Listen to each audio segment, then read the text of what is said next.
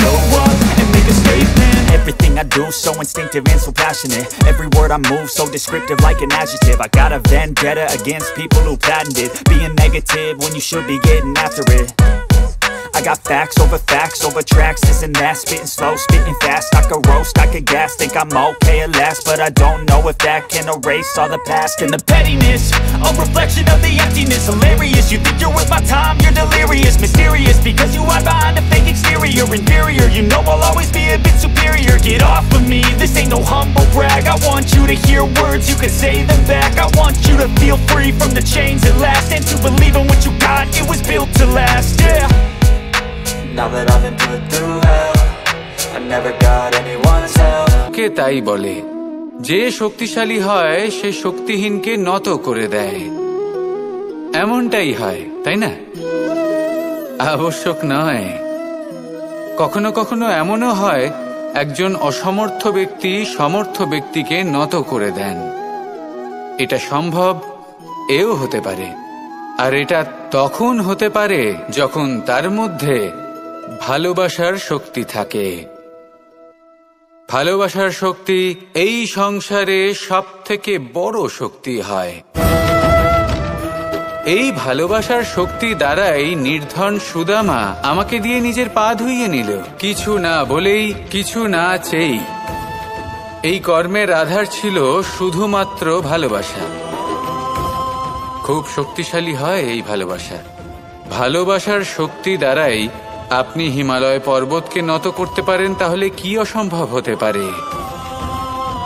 এই ভালোবাসার শক্তির সঞ্চার করুন, আর এই ভালোবাসার সাথেই বলুন রাধা রাধা। আলস্য আপনার আরো একটা অত্যন্ত বড় শত্রু, যা আপনার মনের মধ্যে বসবাস করে আর ধীরে ধীরে আপনার কার্য শরীরের একটা অংশ হয়ে ওঠে। সব কাজে দেরি করিয়ে দেয়, সবকিছু নষ্ট করে দিতে পারে এই আলস্য। এই কাজ আজকে হলো না, কোনো ব্যাপার নয়, কালকে করে নেব। প্রকৃতি আমাদের এটা শেখায় না। ভেবে দেখুন, যদি সূর্য এটা ভাবে যে কাল উদিত হব না, কিছুদিন পরে উদয় হব, তাহলে কি হবে? সমগ্র পৃথিবীর বিনাশ হয়ে যাবে, ঠিক কিনা? দেখুন, এই আলস্য নিয়ে খুব সুন্দর একটা কথা আছে, আলস্যস্য কুতো বিদ্যা। অর্থাৎ যিনি অলস হয়ে বসে থাকেন তিনি বিদ্যা লাভ করেন না, জ্ঞান লাভ করেন না, আর জ্ঞান না থাকলে তিনি ধন অর্জন করতে পারেন না। তার জীবনে সুখ স্বাচ্ছন্দ্যের অভাব থাকে, বন্ধুর অভাব থাকে। যেখানে সুখ স্বাচ্ছন্দ্য নেই, মিত্র নেই, আপনজন নেই, জ্ঞান নেই, সেখানে আনন্দ কিভাবে বাস করতে পারে? সেই জন্য কথায় আছে, যিনি কর্ম করেন তিনি এই সংসারে যে কোনো সুখ স্বাচ্ছন্দ্য ভোগ করতে পারেন। তাই কর্ম করুন, সময়কে সম্মান করুন, আর এই আলস্যের উপর বিজয় লাভ করুন। আর আমার সাথে ভালোবেসে বলুন রাধা রাধা। আভূষণ, কার না ভালো লাগে এই আভূষণ? আমরা পরিশ্রম করি, ধন অর্জন করি, আর আভূষণ কিনে থাকি, কখনো নিজের জন্য, কখনো বা তাদের জন্য যাকে আমরা ভালোবাসি, বা তাদের জন্য যাকে আমরা সম্মান করি। হয়তো সেই জন্যই সীতা চূড়ামণি ধারণ করেছিলেন এবং আমি সামন্তকমণি। কিন্তু এটাই কি সেই প্রকৃত আভূষণ যা আপনার মূল্য বৃদ্ধি করে? না, শ্রীরামের আভূষণ হল ওনার নম্র ভদ্র ব্যবহার। মাতা সীতার আভূষণ হল ওনার সততা, ওনার নিষ্ঠা, ওনার ত্যাগ। অর্জুনের আভূষণ ছিল ওনার একাগ্রতা। রাধার আভূষণ ওনার প্রেম। এই আভূষণ কোথাও নেই, আপনার মনে আছে। যদি আপনার মনে মিষ্টতা থাকে, তা শান্ত হয়, তাতে সততা থাকে, নিষ্ঠা থাকে এবং প্রেম থাকে। তাহলে আপনার অন্য আর কোনো আভূষণের কোনো প্রয়োজন নেই। আপনি যতই ভিড়ের মাঝে থাকুন, আপনার ঔজ্জ্বল্য চোখে পড়বে। আসুন আর আমার সাথে ভালোবেসে বলুন, রাধা রাধা রাধা রাধা। আপনারা হয়তো ভাবছেন কি আশ্চর্য ব্যাপার, প্রত্যেকবার আমি কথা শেষ হওয়ার পরে রাধা রাধা বলি। এইবার আমি আগেই বলে দিলাম। কারণটা কি? কারণ সূত্রপাত হয় নিঃস্বার্থ আবেগের দ্বারা। ঠিক যেমন একজন মাতাকেই দেখে নিন। যখনই একজন মাতা সন্তানকে জন্ম দেন, তখন এই সংসার ভুলে যায় যে তার জন্য এটা একটা নতুন জন্ম। কারণ একজন নারী তখন একজন মাতৃরূপে নতুন ভাবে জন্ম নেন। একজন নারী স্ত্রী ও গৃহবধূ রূপে কিছু অধিকার লাভ করে থাকেন, কিন্তু তিনি যখন মা হয়ে যান, তখন তিনি শুধুই দান করতে শেখেন। নিজের সন্তানের জন্য কত কিছুই না করেন, তাকে বাৎসল্যের সাগরে ভাসিয়ে নিয়ে যান। এই সংসারে রাজকুমার জন্ম নিতেই পারেন, তাকে রাম এবং লক্ষণ কিন্তু মায়েরাই বানিয়ে তোলেন। একজন গোয়ালা জন্ম নেয়, তাকে দ্বারকাধীশ একজন মাই বানিয়ে তোলেন। পিতা হলেন সেই পর্বত যার একটা অংশ হলো তার সন্তান, কিন্তু মা হলেন সেই শিল্পী যিনি একটা পাথরকে খোদাই করে এমন এক মূর্তি গড়ে তোলেন যাকে সকলে পূজনীয় মনে করেন। তাহলে স্মরণ করুন সেই সকল মুহূর্ত যেগুলি আপনি নিজের মাতার সাথে অতিবাহিত করেছেন। অনুভব করতে পারবেন যে কিভাবে এক মুহূর্তেই এই মন প্রফুল্ল হয়ে ওঠে। এবারের কারণ কি? এর কারণ হলো এই জীবনের আসল দ্বারই হলো মমতা।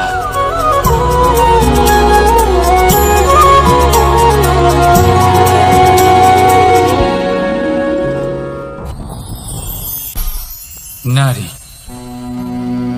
জন্মসূত্রে কারোর কন্যা, ধর্মসূত্রে কারোর পত্নী, আর কর্মসূত্রে কারোর মা। আমাদের মনে এই ছবি আঁকা রয়েছে একজন নারীকে নিয়ে, তাই না? একটা অতুলনীয় ভূমিকা রয়েছে নারীদের আমাদের জীবনে, আর নারী ছাড়া আমরা কিছুই নই। কিন্তু অধিকার, সেখানে আমরা একটা ভুল করে বসি। যখন নারী একজন কন্যা থাকে, যখন সে জন্ম নেয়, তখন তার ওপর অধিকার থাকে তার পিতার। আর তারপর যখন বিয়ে হয়ে যায়, তখন তার অস্তিত্বের উপর অধিকার থাকে তার স্বামীর। আর যখন তিনি মা হন, তখন নিজেই তিনি জীবনের সমস্ত অধিকার দিয়ে দেন তার সন্তানকে। কিন্তু আমরা কি কখনো এটা ভেবেছি এই জীবন হলো তার নিজের? যে নারী সবার কল্যাণ করছেন, তার জীবনের অধিকারও তার কাছেই থাকা উচিত, তাই না? তার নিজের জীবনের সিদ্ধান্ত সে নিজেই নিতে পারেন, নিজেই নিজের ভাগ্যের রচয়িতা হতে পারেন। আর এর জন্য আমাদের নিজেদের পাল্টাতে হবে, দৃষ্টিভঙ্গি পাল্টাতে হবে। কারণ এই ধারণা সেটা আজ বা কালকের ব্যাপার নয়, এটা ঘটে চলেছে বহু বছর ধরে আর চলতেই থাকবে যদি আমরা এটা না বদলাই। আর এটা তখনই সম্ভব হবে যখন আমরা নিজেদের মধ্যে পরিবর্তন আনব। তাই আজকের পর থেকে, এই মুহূর্ত থেকে, কোনো নারীর ওপর অকারণ অধিকার স্থাপনের আগে সহস্রবার ভেবে দেখবেন। কারণ যখন নারী নিজের অধিকার কেড়ে নিতে বাধ্য হবেন, তখন শুধু এবং শুধুমাত্র বিনাশই ঘটবে। রাধা রাধা। এই সংসারে সাফল্য লাভ করার জন্য জ্ঞানের প্রয়োজন হয়, পরিশ্রমের প্রয়োজন হয়, দৃঢ় নিষ্ঠার প্রয়োজন হয়, নিরন্তর চেষ্টা করা প্রয়োজনীয়। কিন্তু আরো কিছু আছে যা অত্যন্ত প্রয়োজনীয় এবং গুরুত্বপূর্ণ। তা হলো ভালো বন্ধু। তাদের থাকা অত্যন্ত প্রয়োজনীয়। যদি ভালো বন্ধু থাকে তাহলে সময় এলে তারা ঢাল হয়ে আপনাকে সুরক্ষা করবেন। সময় এলে অস্ত্রের মতো শত্রুকে সংহারও করবেন। যদি তিনি জ্ঞানী হন, তাদের মধ্যে সদ্গুণ থাকে, তাহলে এই সব গুণ আপনার মধ্যেও প্রবেশ করবে। তাহলে সাফল্যের জন্য ভালো বন্ধু পাওয়া অত্যন্ত প্রয়োজনীয়। কিন্তু শুধু বন্ধু কেন, ভালো শত্রুও থাকা প্রয়োজনীয়। এবার আপনি ভাববেন, আমি কি বললাম? যদি আপনার জীবনেও ভালো অর্থাৎ শক্তিশালী শত্রু থাকে, তাহলে আপনিও শক্তিশালী হতে থাকবেন। এই শত্রু আপনাকে প্রেরিত করবে আরো বেশি শক্তিশালী হয়ে ওঠার। কখনো কোনো হরিণকে দেখুন, তীব্র গতিতে দৌড়তে থাকে। কেন তীব্র গতিতে দৌড়য়? এই কারণে নয় যে কোথাও তার জন্য মধুর ঘাস অপেক্ষা করে রয়েছে, না। সে এই কারণে তীব্র গতিতে দৌড়য় কারণ সেটা না করলে তার পেছনে একটি সিংহ আছে যে ওকে নিজের ভোজন করে ফেলবে। তাই জীবনে বিপদ, সংকট, এই সবকিছুও হলো অত্যন্ত গুরুত্বপূর্ণ। তার সম্মুখীন হতে শিখুন আর আমার সাথে ভালোবেসে বলুন,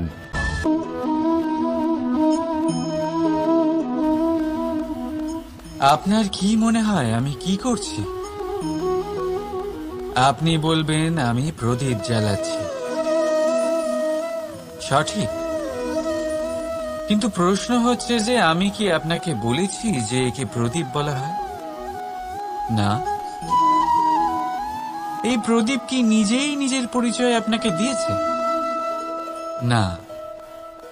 তাহলে আপনি কি করে জানলেন যে একে প্রদীপ বলা হয়? উত্তর হচ্ছে প্রকাশ, যে স্বয়ং জ্বলে অন্ধকারের মধ্যে সংসারকে পথ দেখায়, সেটাই প্রদীপ। যা নিরাশার মাঝে আশার আলো প্রদর্শন করে, সেটাই প্রদীপ। অপর দিকে আছে সাপ, যাকে না দেখেও তার ফনার আওয়াজ শুনেই লোকে ভয় পেয়ে যায়। তার মানে ব্যক্তির পরিচয় তার কর্মের দ্বারা পাওয়া যায়। তাই আপনার এটা বলার প্রয়োজন নেই যে আপনার পরিচয় কি। এটা আপনার কর্মই নিশ্চিত করবে যে লোকে আপনাকে প্রদীপ ভেবে ভালোবাসবে নাকি সাপ ভেবে ভীত হয়ে থাকবে। রাধা রাধা। সাফল্য কে না চায়? সাফল্য লাভ করা, শিখরে পৌঁছানোর আলাদাই একটা আনন্দ রয়েছে। আর আপনজনদেরও কে না চান? প্রত্যেক মানুষ চান যেন জীবনে তার কোনো আপনজন থাকে, যারা সবসময় তাদের সাথে থাকবে। কারণ আপনজনের সাথেই তো সাফল্যের আনন্দ সব থেকে বেশি পাওয়া যায়। কিন্তু আসলে কি হয়, অনেক সময় সাফল্যের খোঁজে সেই পথে চলতে চলতে আমরা আপনদের থেকে দূরে চলে যাই। না চাইতেও দূরে চলে যেতে হয়, ওনাদের সাথে সময় কাটাতে পারি না। আর আমরা ভুলে যাই যে সাফল্যের আসল আনন্দ আপনজনদের সাথেই পাওয়া যায়। সফল হওয়ার পরে আপনদের সাথে দেখা হলে তাদের চোখে আমাদের জন্য যে আবেগ থাকে, যে সম্মান, যে প্রেম থাকে, সেটাই হলো আসল পুরস্কার। আমরা সেই কথা ভুলে যাই এবং একা হয়ে পড়ি। বেশিরভাগ সময় এটাই হয়।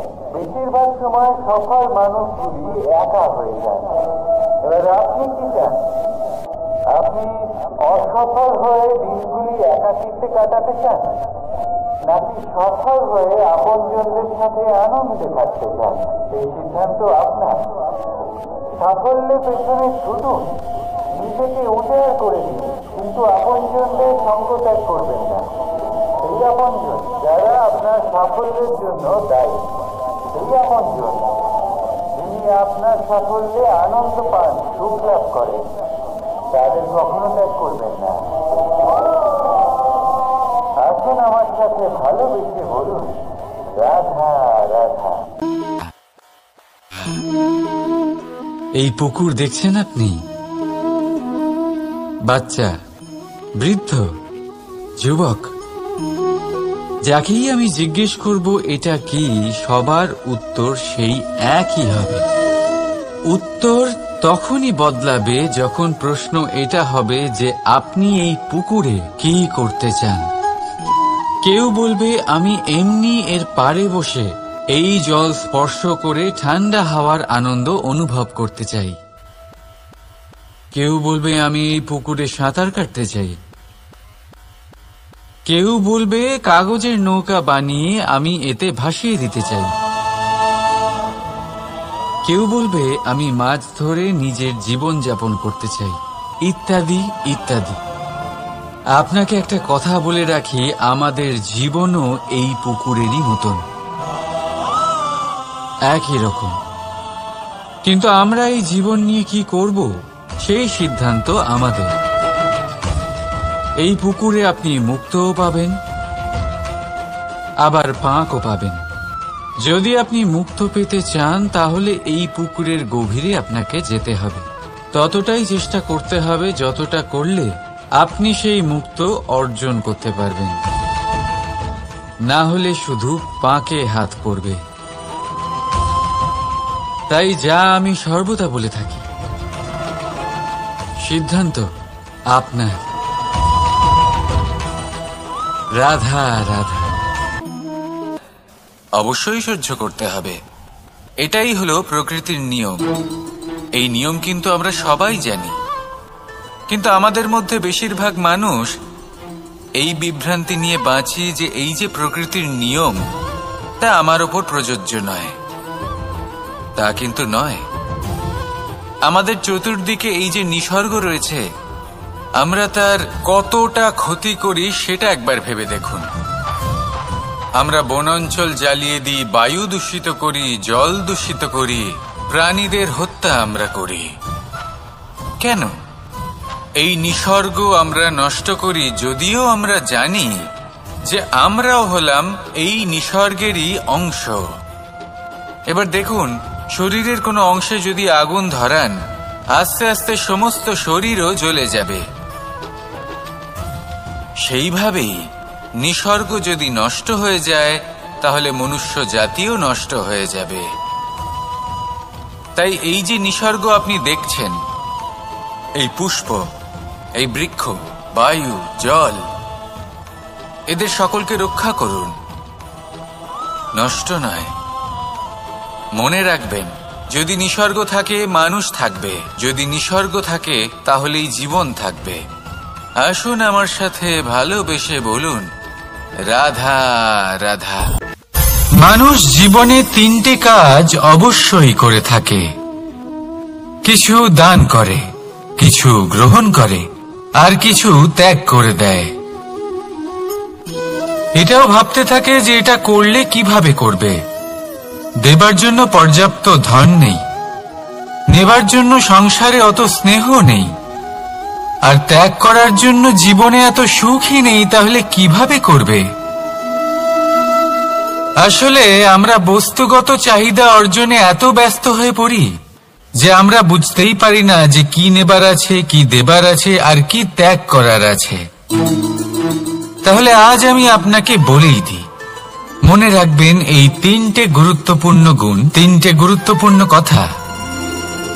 দেবার জন্য আছে দান, নেবার মতো আছে জ্ঞান, আর ত্যাগ করার মতো আছে অহংকার। জীবনে যখনই কোনো কর্ম করবেন সেটা নিয়ে একটু ভেবে দেখুন যে এই যে কাজটা আমি করছি তার ফলে এই যে অন্য মানুষেরা আছেন এই সংসারে, তারা কি দুঃখ পাবেন? যদি তারা দুঃখ পান তাহলে সেটা পাপ। যদি আপনি এমন কোনো কর্ম করেন যার ফলে অন্যরা প্রসন্নতা লাভ করেন, তাদের মুখে হাসি ফুটে ওঠে, যদি তারা প্রেরিত হন, জীবনে সামনে এগোতে পারেন, তাদের বিকাশ হয়, তাহলে এটা হলো পুণ্য। তাই জীবনে সবসময় পুণ্য করতে থাকুন আর আমার সাথে ভালোবেসে বলুন রাধা রাধা। মানুষের জীবনে স্বচ্ছতার একটা আলাদা গুরুত্ব আছে। যদি আপনি নিজেকে স্বচ্ছ রাখেন তাহলে আপনার নিজেরও ভালো লাগবে, সামনের ব্যক্তিরও ভালো লাগবে, একটা অন্যরকম প্রভাব পড়বে। কিন্তু একজন শ্রেষ্ঠ ব্যক্তি কিভাবে হয়ে ওঠা সম্ভব? যার মধ্যে গুণ আছে, শিক্ষা আছে, শুভ চেতনা আছে, যিনি সৎকর্ম করেন। কিভাবে হব সেই ব্যক্তি যার মধ্যে জ্ঞান আছে? শুধুমাত্র স্বচ্ছ থাকলে তো তা হওয়া সম্ভব নয়। প্রথমে আপনাকে বুঝতে হবে যে মানুষের মধ্যে 4টি মূল তত্ত্ব আছে। প্রথম হলো তার শরীর, যার দ্বারা উনি যে কোনো কর্ম করে থাকেন। দ্বিতীয় তত্ত্ব হলো তার মন, যার দ্বারা কোনো কর্ম করার জন্য সে নিজেকে প্রেরণা দিতে থাকে। তৃতীয় তত্ত্ব হলো বুদ্ধি, যে কর্ম আমরা করতে চাই, যে লক্ষ্যে আমরা পৌঁছতে চাই, সেটা আমরা কিভাবে কোন পথে করব সেটা স্থির করা যায় বুদ্ধি দিয়ে। আর চতুর্থ তত্ত্ব হলো আত্মা। আত্মা হলো এমন এক তত্ত্ব যার কোনো সমাপ্তি নেই। আত্মা হলো অজয়। কিন্তু এরও শুদ্ধিকরণের প্রয়োজন হয়। এই 4টি তত্ত্বের শুদ্ধিকরণ করতে থাকুন, এতে নির্মল রাখুন, শুদ্ধ রাখুন। এবং এটা কিভাবে হবে? শুভ চেতনা দ্বারা, জ্ঞানের দ্বারা, এবং সবথেকে বেশি গুরুত্বপূর্ণ প্রেমের দ্বারা। আসুন আমার সাথে ভালোবেসে বলুন রাধা রাধা। কর্ম এবং ফল। দেখতে গেলে এই সমস্ত ব্রহ্মাণ্ড এই দুইয়ের মাঝেই স্থির হয়ে আছে। মানুষজন কর্ম করেন ভালো ফল লাভের আশায়, আর ভালো ফল লাভের আশায় উনি এটাই ভুলে যান যে উনি যে কর্ম করছেন তা কি করছেন। আমি বলেছিলাম কর্ম করুন ফলের চিন্তা না করে, কিন্তু কি কর্ম করছেন সেই বিষয়ে ভাবাটাও অত্যন্ত আবশ্যক। নয়তো অনেক সময় আমরা এমন কর্ম করে ফেলি যা না চাইতেও বিষে পরিণত হয়। যা হয়েছে দুঃশাসনের সাথে, দুর্যোধনের সাথে, গুরু দ্রোণের সাথে। একজনের মানসিকতা উচিত ছিল না, একজনের বিবেক উচিত ছিল না, আরেকজন যে পক্ষ নির্বাচন করেছিলেন সেই পক্ষ উচিত ছিল না। আর যা কিছু ওনাদের সাথে হলো, আপনার, আমার, আমাদের সকলের সাথে তা হতে পারে। আমি বলেছিলাম কর্ম করুন, ফলের চিন্তা করবেন না, কিন্তু এই কর্মের বিষয়ে বিচার করে দেখাটাও ততটাই আবশ্যক। দেখুন, কর্ম করার উচিত প্রক্রিয়া ফলের চিন্তা না করা। কিন্তু যদি আপনার কর্ম শুভ হয় তাহলে তার ফলও নিয়তি আপনাকেই দেবে।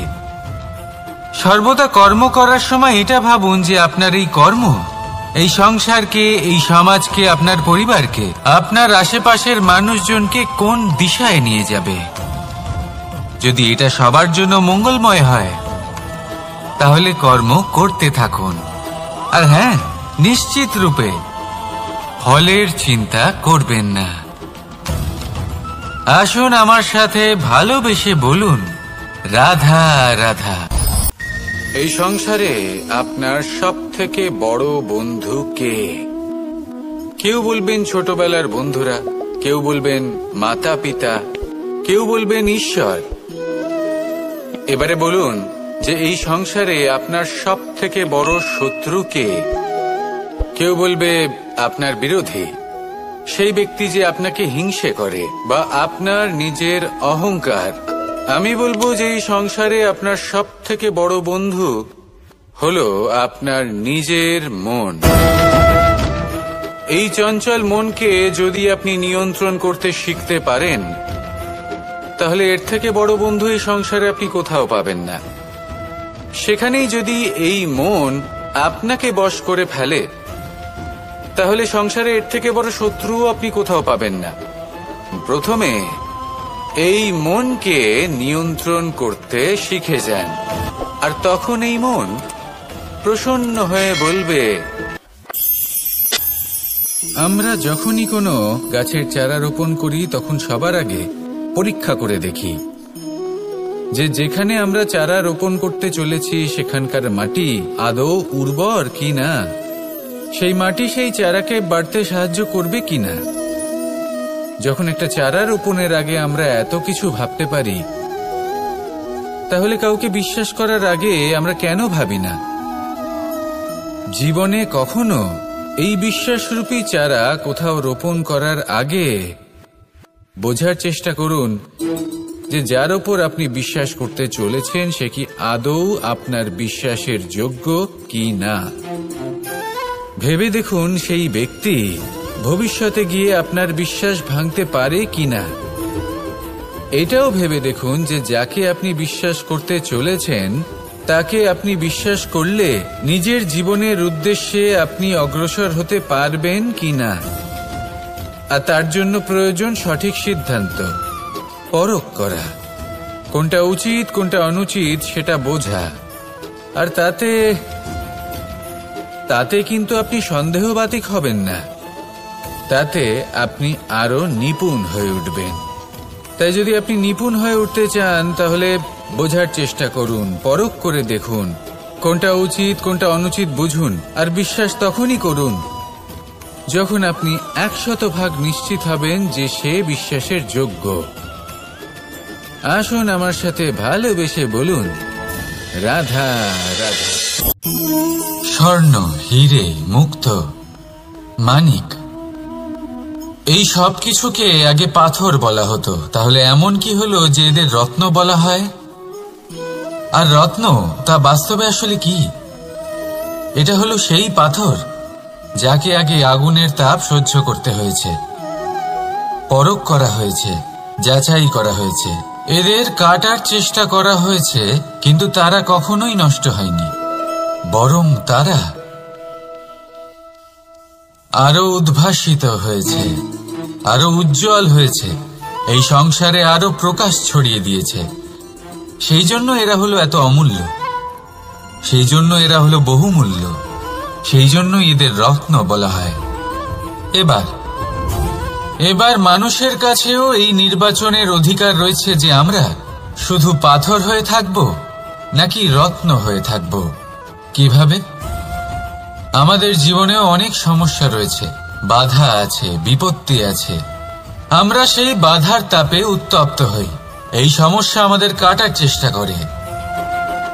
অনেক মানুষ বিভিন্ন পরিস্থিতি আমাদের ভাঙার চেষ্টা করে, কিন্তু আমাদের নষ্ট হলে চলবে না।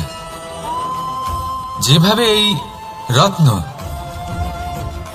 সমস্যার সম্মুখীন হয়ে পাথর থেকে রত্ন হয়েছে, সেইভাবেই আমাদেরও আমাদের সমস্যার সম্মুখীন হয়ে রত্ন হয়ে উঠতে হবে, এই সংসারে প্রকাশের স্রোত হয়ে উঠতে হবে। তাহলে এটাই করুন আর আমার সাথে ভালোবেসে বলুন, রাধা রাধা।